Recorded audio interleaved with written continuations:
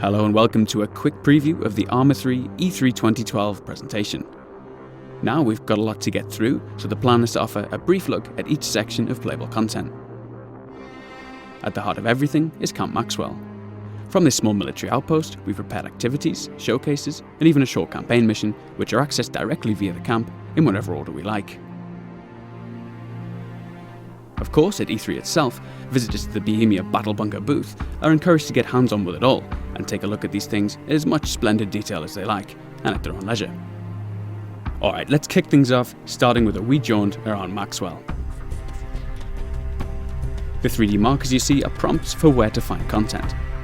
You might have already spotted the vehicle demonstration there, and in the background, the silhouette of a helicopter foreshadows an airborne showcase. More on those later. Trotting across in the light of our romantic sunset, you can get a peek at the weapon pool, something that those familiar with the Armex game mode may recognise. Now looking down into the valley, we can spot our firing drill activity, which puts players through a timed series of pop-up targets.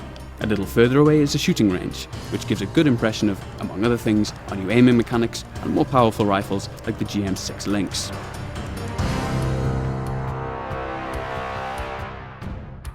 Alright, let's get serious now and crack on with the vehicle showcase. The cabin of the vehicle offers a few nice features. Things like the hands on the wheel might seem trivial, but their long-awaited inclusion really helps to connect the player to the feeling of driving. Alongside the new physics-supported handling, it's a real upgrade. The same too goes for mirrors and onboard displays, which, while subtle, are all part of the overall impression. So, up ahead lies a bunch of enemies, and I've got a grenade launcher on the roof of this vehicle. But unfortunately, we'll have to save that for the presentation proper, as we skip through to our next section. Diving. Aside from the controversy caused by our underwater combat, it's one of our most striking new features. Finding ourselves under the surface again, this time we'll take a peek at the SDV. A team member described the controls as something like a cross between a helicopter and a regular boat. Now, since that doesn't really make any sense, it'll suffice to say that we've got regular control over moving forwards and back, a rudder to turn, and the direct control over our buoyancy. Moving on now to a real man's machine, a helicopter, we'll take a look at the terrain from above and finally get to the business of engaging an enemy. Skipping between the trees, we'll target a lightly armoured vehicle and take a look at radar installation Mike 26 from above.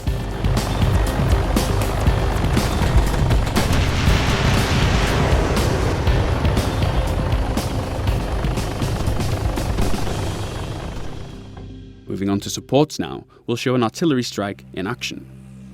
I've called in a strike on this anti-aircraft vehicle in the centre of the scene.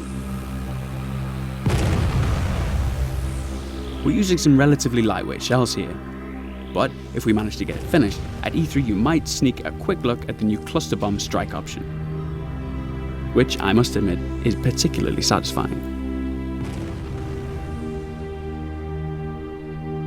The night showcase helps us demonstrate some of the features we looked at in our recent lighting showcase trailer. One feature we didn't manage to show was the weapon-mounted lights. Switching it on, you can see the beam cast on the ground, which nicely highlights the new detail surfaces.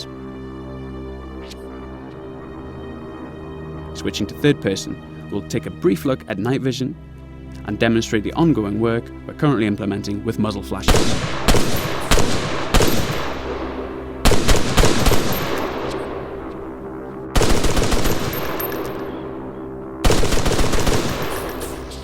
Okay, last up is our infantry showcase.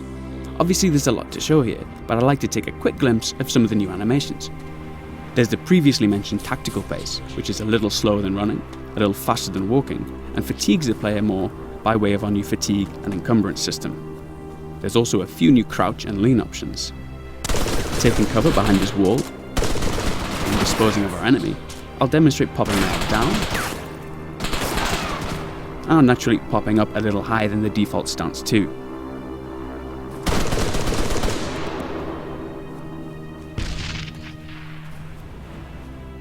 Well, that just about wraps up our E3 preview. I hope that raises a lot of new questions, which of course Ivan, myself and Daisy creator Dean Hall will be more than happy to address at E3. So if you want them answered, be sure to encourage your favourite gaming journalist to check out the Bohemia Interactive booth, where the team will also be showcasing Carrier Command and a few other surprises to boot, I'm sure. Bye for now.